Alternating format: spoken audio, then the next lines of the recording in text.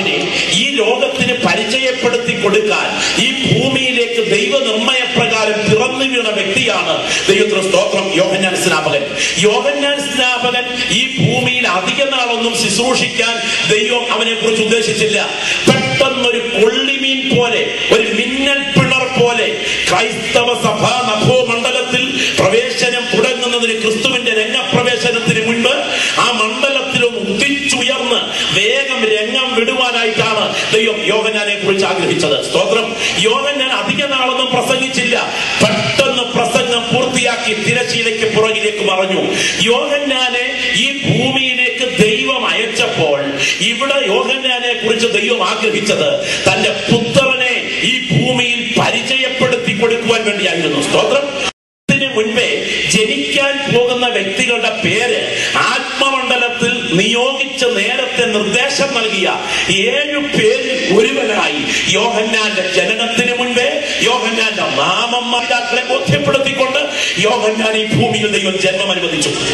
അധികം നാളൊന്നും പ്രസംഗിച്ചില്ല. യോഹന്നാൻ പ്രസംഗിച്ചു വേഗം തന്റെ തിരശ്ശീലയ്ക്കപ്പുറത്തേക്ക് ശുശ്രൂഷ കഴിഞ്ഞ് മടങ്ങുന്നു. അതിന് നടുവിൽ എന്തിനാണ് യോഹന്നാനെ ദൈവം ഇവിടെ അനുവദിച്ചത്? യോഹന്നാനെ ദൈവം ഇവിടെ അനുവദിച്ചത് യേശുവിനെ പരിചയപ്പെടുത്തി കൊടുക്കുവാൻ വേണ്ടിയാണ്. യഹൂദ മതത്തിന്റെ ഉന്നതന്മാരായ ബുദ്ധിരാക്ഷസന്മാരും മതത്തിന്റെ പ്രധാനികളും ഒക്കെ നിരന്നു നിൽക്കുന്ന ഈ മണ്ണിൽ ഈ നിൽക്കുന്നവൻ ആരാണ്? ആശാരി തച്ചൻ കൊച്ചനെന്ന് ആളുകൾ പറഞ്ഞു പരിഹസിക്കുന്ന, മറിയയുടെ മകനെന്ന് മറിച്ചു പറയുന്ന ഈ ആശാരി തച്ചൻ എന്ന് പറയുന്ന ഇവനില്ലേ, ഇവൻ സാധാരണ ആശാരി കൊച്ചനല്ല. ഈ പ്രപഞ്ചമാകുന്ന മഹാസൗധം പടുത്തുയർത്തിയ പെരും തച്ചനായ പ്രപഞ്ച ചക്രവർത്തിയുടെ ഏകജാതനാണ് എന്ന് അന്നത്തെ തലമുറയെ ഒന്ന് പരിചയപ്പെടുത്തി കൊടുക്കണം. അതിനുവേണ്ടിയാണ് ദൈവം യോഹന്നാൻ ഈ ഭൂമിയിൽ ജനിക്കാൻ അനുവദിച്ചത്. യോഹന്നാൻ ആ ദൗത്യം പൂർത്തിയാക്കി വേഗം രംഗത്ത് നിന്ന് മറയുകയും ചെയ്തു. യേശു ക്രിസ്തു ആരാണ്? അവനെ അറിയേണ്ടതുപോലെ അറിയാൻ ഭാഗ്യം ലഭിച്ച ദൈവമക്കളെ ഓർത്ത് ദൈവത്തെ സ്തോത്രം ചെയ്യുന്നു. യേശു ആരാണെന്ന് ചോദിച്ചാൽ അവൻ ത്യാഗത്തിന് ഉദാഹരണമാണെന്ന്, അവൻ മതസ്ഥാപകനാണെന്ന്, അവൻ രാഷ്ട്രസ്ഥാപകനാണെന്ന്, അവൻ തത്വചിന്തകനാണെന്ന്, അവൻ ത്യാഗിയാണെന്ന്, അവൻ യോഗിയാണെന്ന്, അവൻ സത്യാന്വേഷിയാണെന്ന് ഒക്കെ പറയുന്ന ആളുകൾ ഇവിടെയുണ്ട്. എന്നാൽ വീണ്ടും ജനനം പ്രാപിച്ച ദൈവമക്കളോട് ചോദ്യം, അവർ പറയും യേശു ആരാണെന്ന് അറിയാമോ? അവൻ മതസ്ഥാപകനല്ല, അവൻ രാഷ്ട്രസ്ഥാപകനല്ല, അവൻ തത്വചിന്തകനല്ല, അവൻ ത്യാഗിയോ യോഗിയോ അല്ല. അവന്റെ ഹൃദയമാകുന്ന ദേവാലയത്തിലെ അതിപരിശുദ്ധ സ്ഥലത്തിരിക്കുന്ന മഹാരാജാവാണ് ഇന്ന് രാത്രി അനുഭവിച്ചറിയുന്ന ദൈവമക്കൾ വിശ്വാസ കണ്ണാൽ അവനെ കുറിച്ച് കണ്ടിട്ട് പറയുന്നു, എന്റെ ദൈവവും കർത്താവുമാണ് അവൻ. സ്തോത്രം. യേശു ആരാണ്? യോഹന്നാൻ യേശുവിനെ പരിചയപ്പെടുത്തി തുടങ്ങുന്നു. ഒന്നാമത്തെ പരിചയപ്പെടുത്തൽ യോഹന്നാന്റെ സുവിശേഷം 1-ാം അധ്യായത്തിന്റെ 29-ാമത്തെ വാക്യത്തിലുണ്ട്. രണ്ടാമത്തെയും മൂന്നാമത്തെയും പരിചയപ്പെടുത്തൽ ലൂക്കോസിന്റെ സുവിശേഷം 3-ാം അധ്യായത്തിന്റെ 16-17 വാക്യങ്ങളിലുണ്ട്. ഈ 3 പരിചയപ്പെടുത്തലുകളിലേക്ക് എന്റെ ശ്രോതാക്കളുടെ ശ്രദ്ധയെ ഇന്ന് രാത്രി ഞാൻ ക്ഷണിക്കുകയാണ്. ഒന്നാമത്തെ പരിചയപ്പെടുത്തൽ ശ്രദ്ധിക്കണം. സ്തോത്രം. യോഹന്നാൻ യേശുവിനെ കുറിച്ച് പറയുന്നു. അതെ, എന്താണ് പറയുന്നത്? 29-ാമത്തെ വാക്യം വായിച്ചാണ്. യേശു തന്റെ അടുക്കൽ വരുന്നത് കണ്ടിട്ട്, ഇതാ ലോകത്തിന്റെ പാപം ചുമക്കുന്ന ദൈവത്തിന്റെ കുഞ്ഞാണ്. യേശു ക്രിസ്തുവിനെ യോഹന്നാൻ അന്നത്തെ തലമുറയ്ക്ക് പരിചയപ്പെടുത്തുന്ന ഒന്നാമത്തെ പരിചയപ്പെടുത്തൽ. യേശു ആരാണ്? ഇവൻ മതസ്ഥാപകനല്ല. യേശു ആരാണ്? ഇവൻ രാഷ്ട്രസ്ഥാപകനല്ല. യേശു ആരാണ്? ഇവൻ തത്വചിന്തകനല്ല.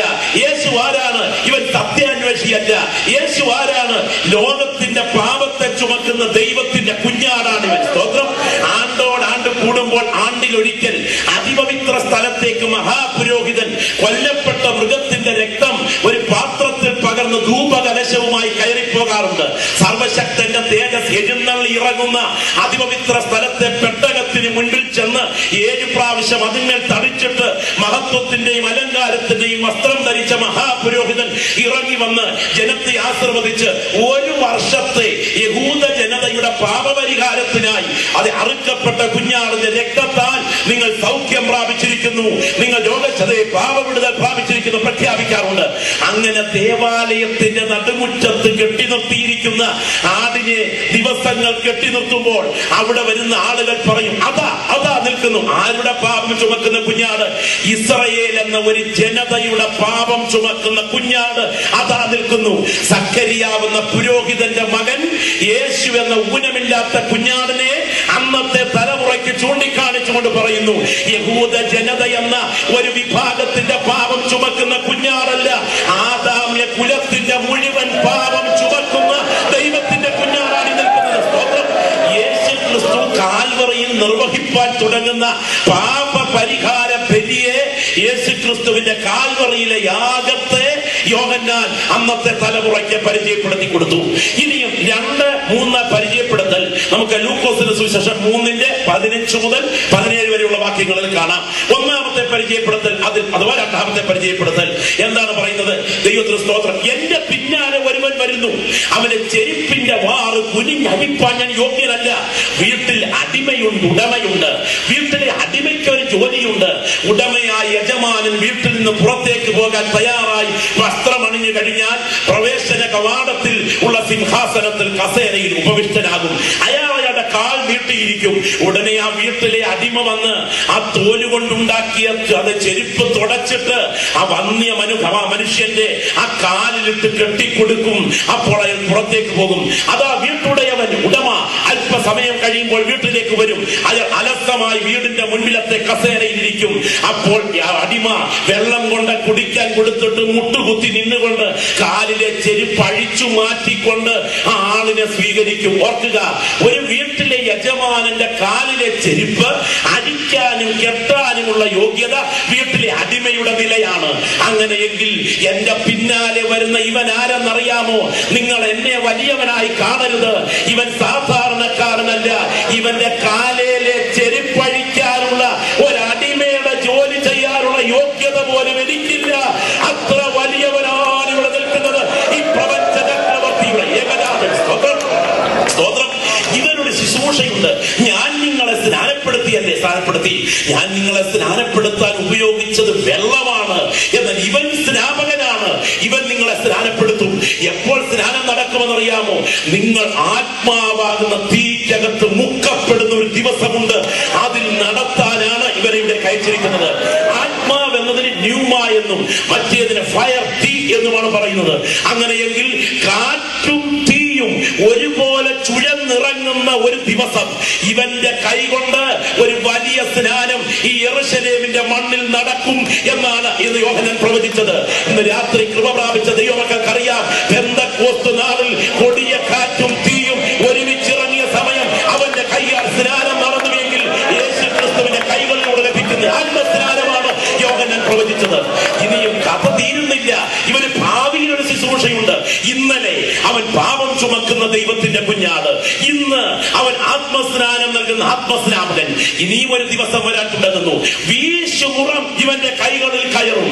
അവൻ കളത്തെ മുറ്റും വെടിപ്പാക്കി ഗോതമ്പ് കളപ്പരയിൽ ചേർത്ത് വെച്ചിട്ട് പതിർക്കെടാത്ത തീയിലിട്ട് കളയും. കേട്ടോ, ആ കതിരിൽ പതിരും മണിയും ഒരുമിച്ച് നിൽക്കുന്ന രംഗം എന്റെ ശ്രോതാക്കൾ ശ്രദ്ധിച്ച്. എത്ര രസകരമായിട്ടാണ് ആ കതിരിൽ പതിരും മണിയും നിൽക്കുന്നത്. പതിരിനാണ് കതിരിനേക്കാൾ മണിയേക്കാൾ തലക്കനം. കണ്ടോ, ആ മണിയേക്കാൾ തലക്കനം പതിരിനാണ്. ഒരേ രൂപയായിട്ടിരിക്കുന്നത്, ഒരേ ഡ്രസ്സാണ് ഇട്ടിരിക്കുന്നത്, ഒരേ പായലായിരിക്കുന്നത്. ഒന്ന് പതിര, മറ്റൊന്ന് മണിയ. ബാഹ്യാഭിനയത്തിന്റെ ജാടയുടെ മുഖം മൂടി അണിഞ്ഞ് ആത്മീയതയുടെ വേഷം ധരിച്ച ചിലതിനകത്ത് മണിയല്ല, അത് പതിരാണ്. എന്നോ ഒരിക്കൽ പാലുമുറ്റി കതിരാകേണ്ട സമയത്ത് അതെന്നോ കാമ്പ് നഷ്ടപ്പെട്ട് പ്രകടനം കൊണ്ട് നടക്കുന്ന പതിരെ നിനക്ക് അധിക നാൾ മുന്നോട്ട് പോകാൻ കഴിയില്ല. ബാഹ്യപ്രകടനത്തിന്റെ മുഴുവൻ മുഖം മൂടിയും വലിച്ചു കീറി കയ്യിലെ വീശുമുറം കൊണ്ട് പതിരേത് മണിയേത് എന്ന് തിരിച്ചറിയിച്ച് പതിരിനെ തീപ്പൊയ്കയിലേക്കും മണിയെ ദൈവനിത്യതയിലേക്കും ചേർക്കാൻ ഒരു ദിവസം വെളിപ്പെടാൻ തുടങ്ങുന്നതിനാണ് സ്തോത്രം. അങ്ങനെയാണെങ്കിൽ ചുരുക്കിയെന്ന് പറഞ്ഞാൽ യേശു ക്രിസ്തുവിന്റെ നാളുകളിൽ വെളിപ്പെടാൻ തുടങ്ങുന്ന ന്യായവിധിയാണ് ഇവിടെ പ്രവചിച്ചിരിക്കുന്ന വിഷയം. അങ്ങനെയെങ്കിൽ യേശു ആരാണ്? യോഹന്നാൻ പറയുന്നു, 1, മനുഷ്യവർഗത്തിന്റെ പാപം ചുമക്കുന്ന ദൈവത്തിന്റെ കുഞ്ഞാടാണ്. 2, യേശു ആരാണ്? ആത്മാവിന്റെ അഭിഷേകം നൽകുന്ന സ്നാപകനാണ്. 3 യേശുവാരാണ്. ലോകത്തെ നീതിയോടെ ന്യായം വിധിക്കുന്ന ജഡ്ജിയാണ്. യേശുവിനെ അറിയേണ്ടതുപോലെ അറിയാൻ ഭാഗ്യം ലഭിച്ച ദൈവമക്കളെ നാം ഭാഗ്യശാലികളാണ്. എന്താണ് യേശുവിന്റെ വർത്തമാനകാല ശുശ്രൂഷ? അവിടെ ഉപയോഗിച്ചിരിക്കുന്ന പ്രത്യേകം ശ്രദ്ധിക്കണം. എന്റെ പിന്നാലെ ഒരുവൻ വരുന്നു, ഞാൻ നിങ്ങളെ വെള്ളം കൊണ്ട് സ്നാനം കഴിപ്പിക്കുന്നതേ ഉള്ളൂ. എന്നാൽ എന്റെ പിന്നാലെ വരുന്ന ഇവൻ സ്നാപകനാണ്. ഇവൻ സ്നാനപ്പെടുത്താൻ തുടങ്ങുകയാണ്. എങ്ങനെയാ സ്നാനപ്പെടുത്തുന്നത്? ഇവൻ നിങ്ങളെ പരിശുദ്ധാത്മാവാകുന്ന അഗ്നിയിൽ സ്നാനം കഴിപ്പിക്കും. യേശുവിനെ കുറിച്ച് വേദപുസ്തകത്തിൽ പല പ്രത്യേക ഉപമാന പ്രയോഗങ്ങൾ ഉപയോഗിച്ചിട്ടുണ്ട്. അവൻ യഹൂദ ഗോത്രത്തിന്റെ ബാലസിംഹമാണ്. അവൻ ആടുകളുടെ വാതിലാണ്. അവൻ നല്ല ഇടയനാണ്. അവൻ നല്ല മുന്തിരിവാണ്. അതുപോലെ തന്നെ തൃത്വത്തിൽ രണ്ടാമനായ പുത്രനെ കുറിച്ച് പറഞ്ഞിരിക്കുന്നത് പോലെ തന്നെ ദൈവത്തിന്റെ പരിശുദ്ധാത്മാവിനെ കുറിച്ച് വേദപുസ്തകത്തിൽ ഉപയോഗിച്ചിരിക്കുന്ന പരാമർശനത്തിലെ പ്രതിരൂപാത്മക പ്രയോഗമാണ് ആത്മാവാകുന്ന തീ എന്ന പ്രത്യേക പ്രയോഗം. ഇന്ന് രാത്രി പറയട്ടെ, പെന്തക്കോസ്തിന്റെ ശക്തി പ്രാപിച്ച ദൈവമക്കളെ, നമ്മുടെ വാൾബലമല്ല നമ്മെ വലുതാക്കിയത്, നമ്മുടെ വസ്ത്രത്തിന്റെ സൗന്ദര്യമല്ല നമ്മെ വലുതാക്കിയത്, നമ്മുടെ കയ്യിലെ വടിയുടെ വളവല്ല നമ്മെ വലുതാക്കുന്നത്, നമ്മുടെ തലയിലെ മുടിയുടെ സൗന്ദര്യമല്ല നമ്മെ വലുതാക്കുന്നത്. നമ്മെ വലുതാക്കുന്നത് നമ്മിൽ വ്യാപരിക്കുന്ന ദൈവത്തിന്റെ പരിശുദ്ധാത്മാവാണ്. ഈ മണ്ടത്തരം വിശ്വസിച്ച് കുത്തിയിരിക്കാൻ തയ്യാറായാൽ ഈ മഹത്വത്താൽ നിന്നെ നിറയ്ക്കാൻ കഴിവുള്ളവൻ ഇന്ന് രാത്രി ഇവിടെ എത്തിയിട്ടുണ്ടെന്ന് ആത്മാവിൽ ഞാൻ വിളിച്ചു പറയുന്നതായിട്ട് ആഗ്രഹിക്കുകയാണ്.